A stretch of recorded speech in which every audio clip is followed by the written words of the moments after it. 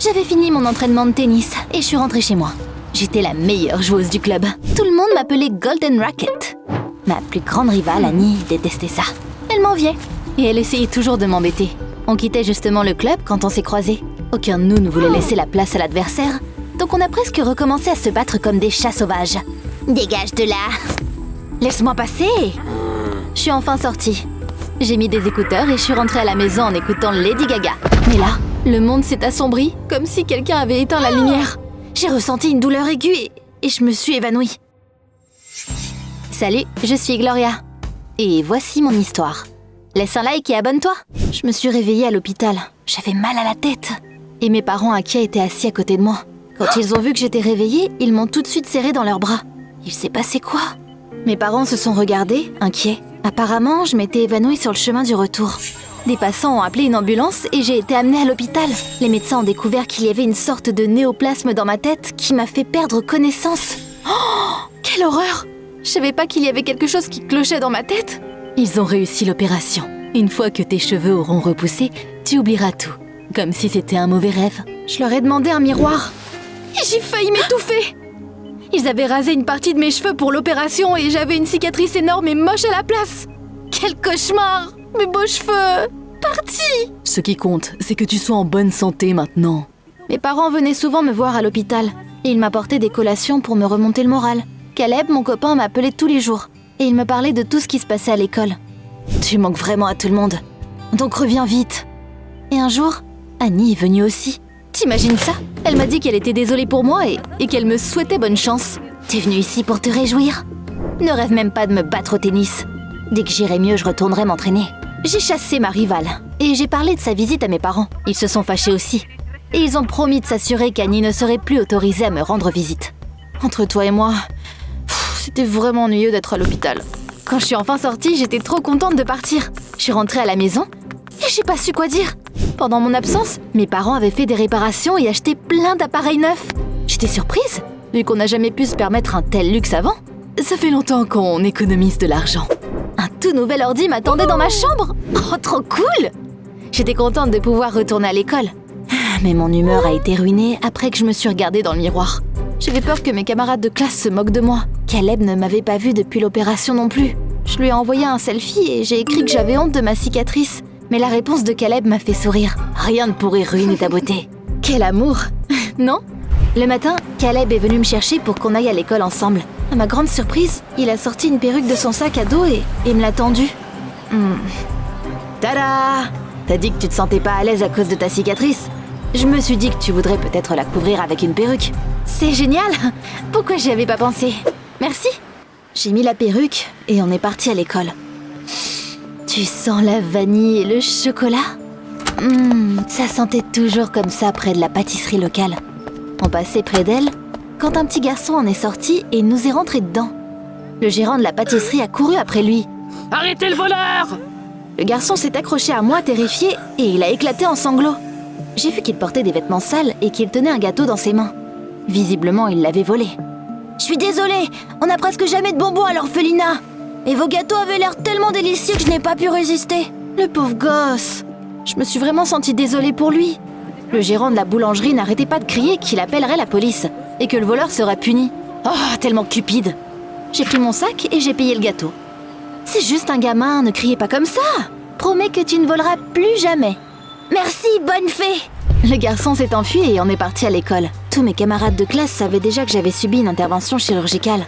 Ils m'ont tout de suite entourée et ils ont commencé à me demander de leur montrer ma cicatrice. Oh, j'avais pas trop envie. Mais tout le monde était gentil, donc j'ai enlevé ma perruque. Waouh, tu ressembles à une héroïne d'un jeu vidéo. Oh, ils aimaient bien ma cicatrice. Je m'étais inquiétée pour rien, visiblement. Puis Caleb a attrapé mon coude et m'a tiré à part. Gloria, tu ne vois pas qu'ils se moquent de toi? Ils disent que t'es courageuse en face, puis ils rient dans ton dos. Mets ta perruque et tout ira bien. Mes camarades de classe me semblaient sincères. Mais peut-être que Caleb avait raison. Après tout, il se souciait de moi et les autres adoraient les ragots. J'ai donc remis la perruque.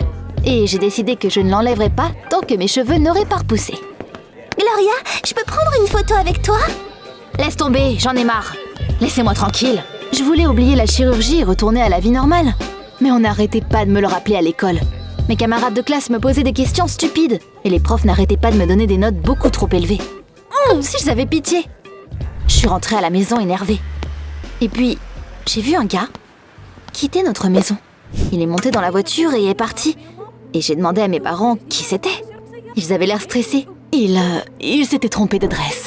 Je les croyais pas. Mais je n'ai pas eu le temps d'aller au fond des choses. Après tout, j'étais en retard à l'entraînement. Mes parents m'ont vue avec une raquette dans les mains et ils ont froncé les sourcils. Gloria, c'est trop tôt pour retourner au sport. Tu dois d'abord te remettre complètement de l'opération. Ah! Pourquoi tout le monde faisait comme si j'étais fragile? J'ai dit que je me sentais bien. Et je suis partie. J'ai croisé Annie dans le vestiaire du club de sport. J'ai failli exploser. Elle sortait ses vêtements de son nouveau sac. C'était la dernière collection de Kylie Jenner. Ça coûtait une fortune! Où est-ce qu'elle avait trouvé autant d'argent? Ses parents étaient aussi pauvres que les miens. Quand ma rivale m'a vue, elle a sursauté comme si elle avait vu un fantôme. Gloria? Je m'attendais pas à te voir ici. Je suis contente que tu te sentes mieux. Garde ton faux sourire pour quelqu'un d'autre. On est rivales, pas amis. Quelque chose clochait chez Annie. Je m'attendais à ce qu'elle me réponde, comme d'habitude. Mais elle est restée sans rien dire. Elle n'arrêtait pas de me regarder et de se mordre les lèvres. J'ai pensé qu'elle était juste contrariée par mon retour. Après tout, elle n'avait aucune chance de me battre. Ha! Elle n'était pas à la hauteur pour moi. Je suis arrivée sur le court, confiante. Il était temps de leur montrer comment on jouait. J'ai bougé ma main et le monde s'est assombri. Ma tête a commencé à tourner. J'ai failli tomber.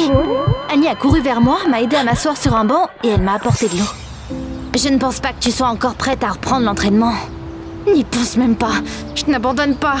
Annie a haussé les épaules et s'est éloignée. Je ne m'étais pas encore complètement remise de l'opération, visiblement. Mais je voulais pas l'admettre. Quelqu'un a soudainement bloqué le soleil. J'ai levé les yeux et j'ai vu mon entraîneur qui était furieux. Gloria, tu ne devrais pas te fatiguer. Rentre chez toi et ne reviens pas avant d'être complètement rétablie. La vache! Annie a dû me dénoncer. Je lui ai dit tout ce que je pensais d'elle. J'ai ramassé ma raquette et je suis rentrée chez moi. Je bouillonnais. C'était comme si le monde entier s'était retourné contre moi. Je voulais voir Caleb. Il savait toujours comment me remonter le moral. Mais juste au moment où je sortais mon téléphone pour l'appeler, j'ai entendu sa voix tout près. J'ai regardé attentivement au coin de la rue et je l'ai vu, lui et ses amis. Il rigolait fort. L'un de ses amis lui a demandé où était sa copine. Pour être honnête, je veux me débarrasser de Gloria. Je ne sortais avec elle que parce qu'elle était belle. Mais maintenant, sa cicatrice me fait faire des cauchemars. Qu'est-ce qu'il vient de dire là? Je n'arrivais pas à le croire. Je voulais commencer à pleurer. Mais c'est là que j'ai décidé que je ne lui donnerais pas cette satisfaction. Je me suis rapprochée d'eux et j'ai jeté la perruque sur Caleb. C'est fini entre nous. Puis je me suis éloignée, fière. C'est là que j'ai entendu une forte respiration et des pas pressés derrière moi. J'étais sûre que c'était Caleb. Imagine ma surprise quand je me suis retournée et que j'ai vu... Annie? Il faut qu'on parle. Je ne peux plus me taire. Tu mérites la vérité. De quoi tu parles? Et puis, elle m'a dit ce qu'elle a vu la nuit où je me suis évanouie. Et ce qui m'était vraiment arrivé.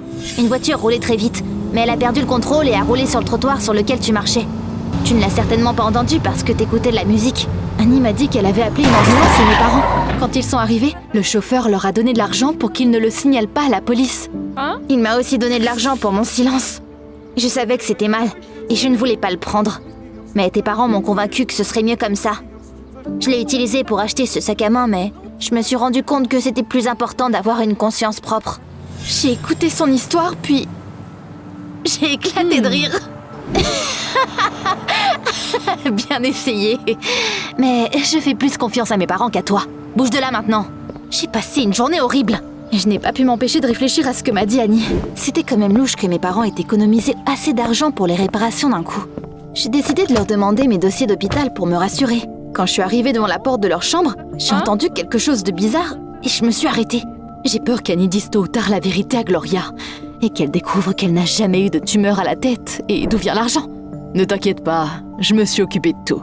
J'ai appelé l'entraîneur de Gloria et je lui ai demandé de l'interdire de pratiquer. Quoi? J'ai ouvert la porte comme un cow-boy d'un western et je suis entrée dans la pièce. Je n'arrive pas à croire qu'on peut vous acheter aussi facilement. Comment vous avez pu me mentir? Je ne leur ai pas donné une chance de s'expliquer. Et je suis sortie dans la rue. Mes pieds m'ont portée jusqu'à la maison d'Annie. J'ai toujours pensé que t'étais une fille méchante et jalouse, mais t'es la seule à avoir été honnête avec moi. Merci. Maintenant, dis-moi, qui était derrière le volant ce jour-là? Qu'est-ce que tu veux faire? Demander justice! Avec l'aide d'Annie, j'ai découvert que j'avais fini à l'hôpital à cause d'un type appelé Jim Kay, dont le père possédait une chaîne de restaurants dans tout le pays. J'ai vu la photo de Jim sur les réseaux sociaux et je l'ai tout de suite reconnu. C'est le gars que j'ai vu quitter notre maison. Avec Annie, on a retrouvé son adresse et on s'est dirigé là-bas. Toi? J'ai déjà donné de l'argent à tes parents. J'exige que tu ailles voir la police et que tu leur dises ce que tu as fait. Sinon, je le ferai pour toi. J'ai tout vu et je peux témoigner. Tu vas avoir de sacrés problèmes. À ma grande surprise, Jim a baissé les yeux et il a dit qu'il ne dormait plus depuis l'incident parce que sa conscience le tourmentait. Je sais que j'ai merdé. Je suis désolée d'avoir ruiné ta vie, mais je suis quelqu'un de bien. J'ai même commencé à aider les gens. Je parraine des maisons de retraite et des orphelinats. Il a commencé à sangloter de façon très convaincante. Mais on ne l'a pas cru avec Annie. Puis, Jim a promis de prouver qu'il disait la vérité. J'ai donc décidé de lui donner une chance. Le lendemain matin, on s'est retrouvés dans un orphelinat. Jim nous a montré l'intérieur. L'endroit avait l'air déprimant. Murs miteux, moisissures et courants d'air. Cet endroit a bien besoin d'une bonne rénovation. J'y travaille. En attendant, j'ai amené des bonbons, des jouets et des vêtements aux enfants. On a regardé dans la pièce et on a vu des enfants manger des bonbons et jouer avec de nouveaux jouets. J'ai même reconnu un des garçons là-bas. Il m'a fait un signe tout joyeux. Bonjour, bonne fée! Regarde tous ces gâteaux! J'ai eu les larmes aux yeux. Les enfants avaient l'air tellement heureux. Si Jim allait en prison, il n'y aurait plus personne pour les aider. J'ai donc décidé que je devrais pas être égoïste. Et je lui ai pardonné. Tout le monde pouvait faire des erreurs. Il essayait de faire le bien maintenant. Et c'était ce qui importait. D'accord, je vois que t'es un bon gars. Continue comme ça. On a joué un peu plus avec les enfants, puis on est parti. Bien sûr, ma vie a changé après l'incident. J'ai découvert à quel point Caleb était superficiel, par exemple. J'ai aussi dû arrêter de jouer au tennis pendant un moment.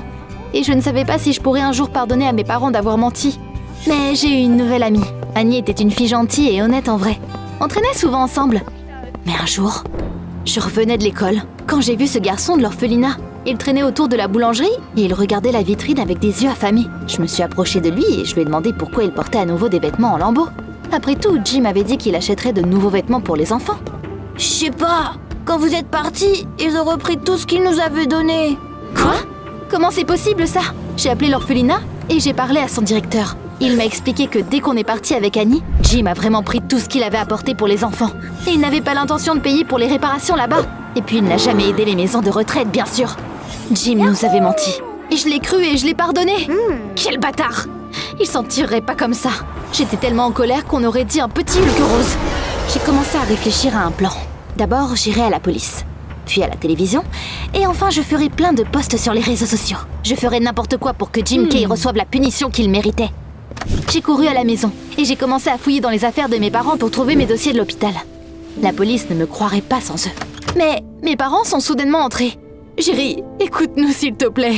Je ne veux pas l'entendre. On sait que t'es déçu de nous. Mais on a pris l'argent pour toi. On ne t'a pas dit la vérité parce qu'on ne savait pas comment tu réagirais. Jim Kay est très riche et il aurait engagé les meilleurs avocats et gagné le procès. Là, on a assez d'argent pour t'acheter un nouvel ordinateur et payer ton université. J'ai essayé de les ignorer. Mais Annie m'a appelée. Tu ne devineras pas ce qui vient de se passer. Apparemment, Jim Kay avait de nouveau enfreint le code de la route et s'était écrasé contre une vitrine d'un magasin de bonbons. Quand la police est arrivée, ils ont découvert qu'il n'avait même pas de permis de conduire. La presse a juste explosé, vu qu'il était le fils d'un homme d'affaires puissant. Le père de Jim a décidé de ne pas l'aider pour ne pas irriter le public. Ce menteur gâté aura ce qu'il mérite. Waouh! Alors ça, c'était le karma. Je me sentais en paix et j'ai même pardonné à mes parents. Vous avez fait une mauvaise chose. Promettez-moi que vous ne me tromperez plus jamais. Et je veux que tout l'argent que Jim vous a donné soit envoyé à l'orphelinat. Ils ont accepté et on s'est fait un câlin. Annie a aussi fait un don de l'argent sale de Jim à une œuvre de charité. On est toujours amis. J'ai décidé qu'il était temps de changer et j'ai rasé les cheveux qui étaient sur ma cicatrice. Elle fait partie intégrante de moi et elle me rappellerait ce qui s'est passé. Je suis devenue populaire à l'école parce que tout le monde pensait que j'étais très courageuse. Caleb voulait qu'on ressorte ensemble. Mais tu sais quoi? Je connais ma valeur et je ne suis pas à vendre. J'ai donc refusé. Qu'est-ce que tu ferais à ma place?